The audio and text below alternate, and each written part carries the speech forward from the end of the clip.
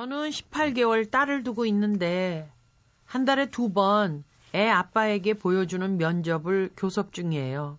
지금까지는 아이가 어려서 만나서 2시간 동안 아이 아빠가 대형마트 놀이방에서 놀아주었습니다.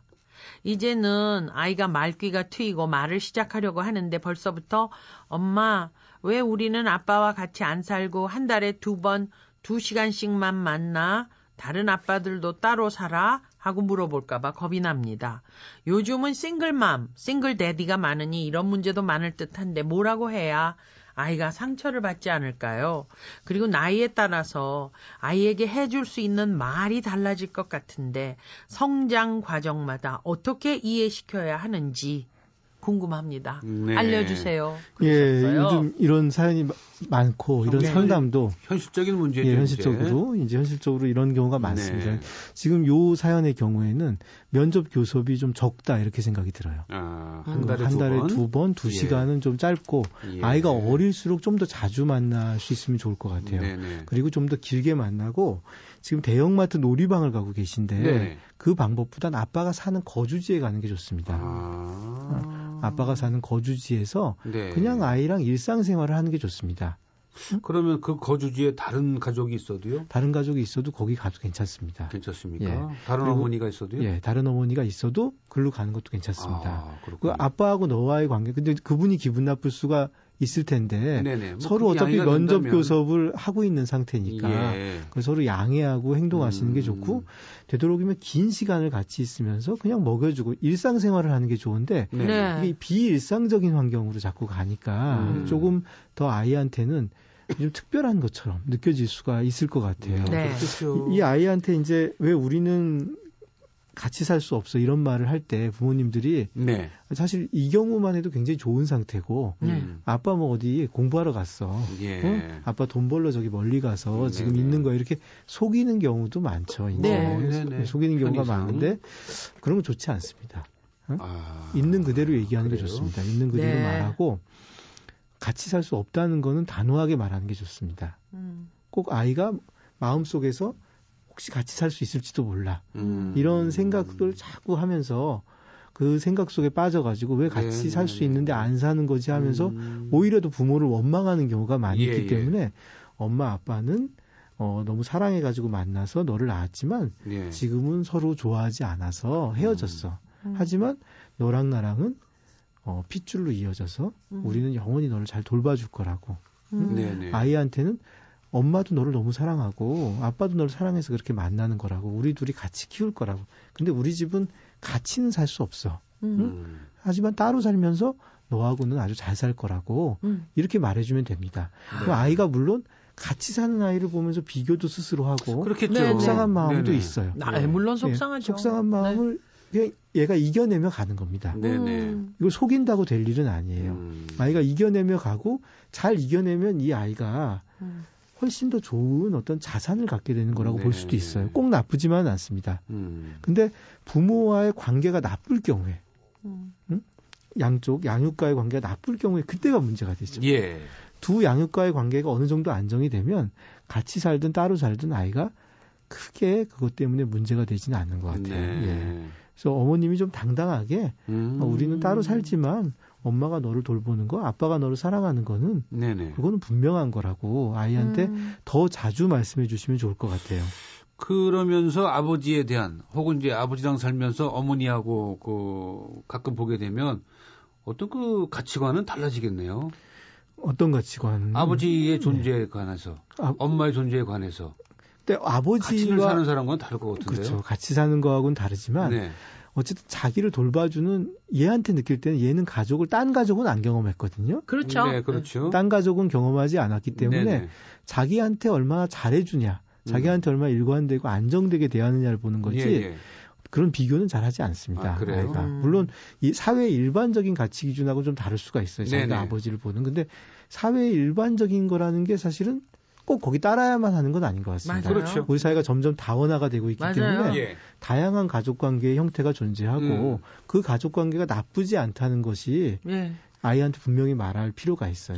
혹시 그 친구 집에 갔을 때 너네 아빠는 어떻게 매일 집에 있어 하고 생각하지 않을까요? 너희 아빠는 친구 집에 갔을 때 그렇죠. 네네. 그런 말을 하는 경우가 우리 있죠. 아빠는 뭐 한 달에 2번 보는데 맞아. 니네 아빠는 그렇게 질문할 수 집에 있겠죠. 있어. 예. 뭐 친구 집에 가기도 전에 아이가 뭐 그런 유치원 교육과정, 그다음에 무슨 그림책 이런 걸 네네. 보고 다 아이가 느낍니다. 자기 상황을 알게 되는 상황을 그렇군요. 알게 되죠. 네. 그리고 왜 엄마 아빠는 따로 사는지 꼭 물어봅니다. 따로 사는 거는 엄마 아빠가 서로 사랑했지만 지금은 서로 사랑하지 않아서 헤어졌다고 말하는 게 좋습니다. 네. 그게 이해되는 게 몇 살쯤 돼요? 막연하게 이해를 하죠. 그렇죠. 막연하게 이해를 하고 그렇겠죠. 그 나이에 맞게 다르게 이해하지만 예. 메시지는 일관되게 전달하는 게 좋습니다. 예. 메시지는 그거를 수용하는 방식이 계속 달라지죠. 네네.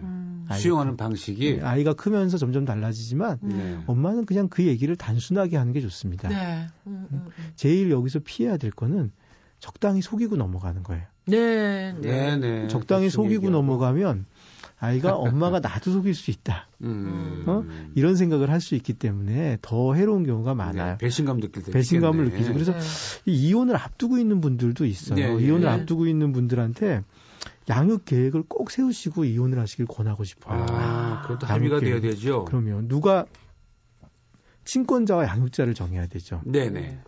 기준은 아이에 두고 네네. 누가 이 아이를 주로 키우는 게 좋을까? 네. 응?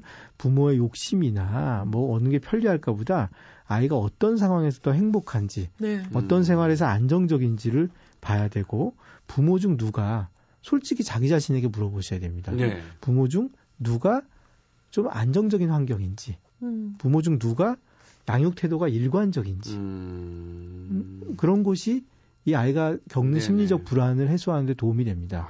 그 다음에 같이 사실은 요즘은 이혼한 다음에 네. 공동 양육을 하는 경우가 있어요. 그래요? 뭐 거기서 한 3일 여기서 3일 그건 왔다 갔다 어떤가요? 하면서? 왔다 갔다 그건 하면서 어때요? 괜찮습니다. 괜찮습니까? 네, 그것도 그래요? 괜찮습니다. 그거 괜찮고 아래 윗집 사는 경우도 있어요. 심지어는 둘이 부부 관계가 아주 나쁘게 끝나지 않으면 네네. 그렇게 하는 경우도 있습니다. 예. 그러니까 재혼을 안 한 상태. 재혼을 안 한 상태죠. 예, 재혼을 안 한 상태. 혼자 살 때. 그러면서 이제 남자친구 또 여자친구만 있는 경우에 이렇게 하는 경우도 있습니다. 그다음에 그러니 살겠다. 그래도 같이 살면 또 싸우니까. 그다음에 이 면접 교섭을 얼마나 자주 할 것인가. 네. 이걸 꼭 또 정하셔야 돼요.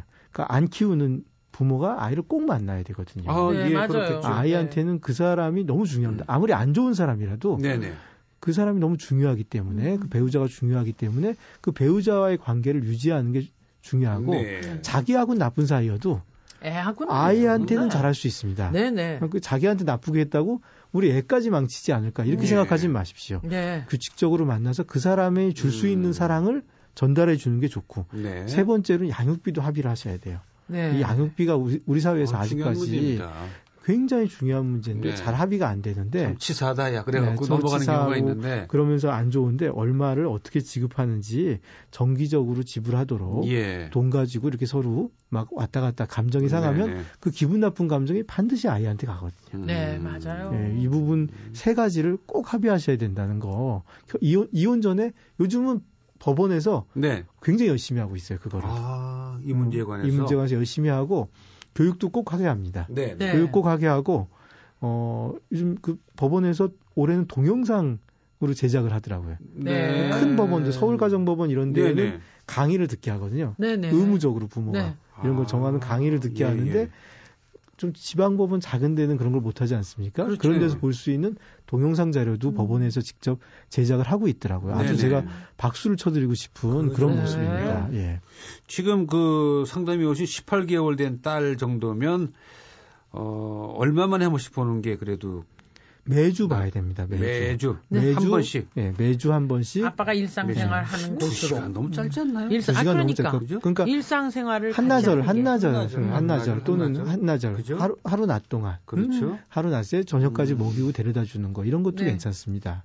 제 아는 후배 중에 이제 뭐 이렇게 갈라선 경우인데 토요일마다 그 아빠가 엄마한테 데려다 주는 경우인데 놀고 그럼 어느 장소에 만났던 장소에도 데리러 가죠. 그럼 그 아이가 엄마 안녕 하고 가는 거야 아빠한테. 근데 별로 슬픔이 없어 보이는데요 아이한테는. 그 집으로 오며 가며 이렇게 하면서 서로 만나고 헤어지고 일상화가 되면 아이가 물론 슬픔은 있죠. 근데 슬픔이 꼭 다 나쁘지만은 않아요. 우리가 해줄 수 있는 걸 해주면 아이는 또 그걸 소화합니다. 근데 그 과정에서 뭐 사실 여러 가지 상처를 많이 주니까 문제죠, 이제. 예.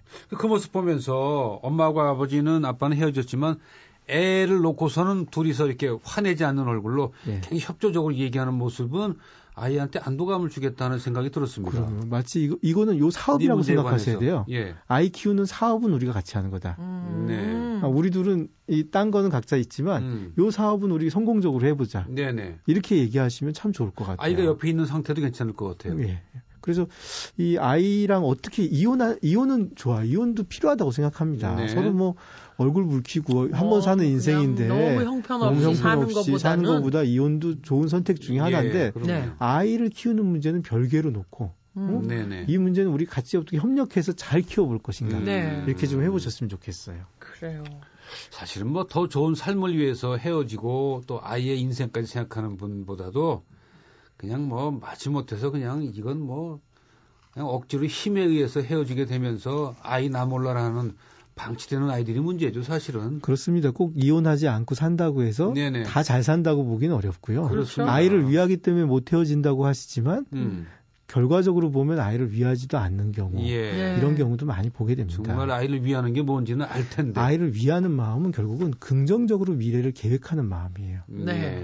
헤어지든 않든 긍정적인 방향을 계속 찾아나가는 부모 모습을 보여줘야지 아이도 세상을 계속 긍정적으로 해결해 가려고 하거든요. 그러지 않고 마지못해 어쩔 수 없이 이런 정서를 아이한테 보여주는 게 바람직하지는 않습니다.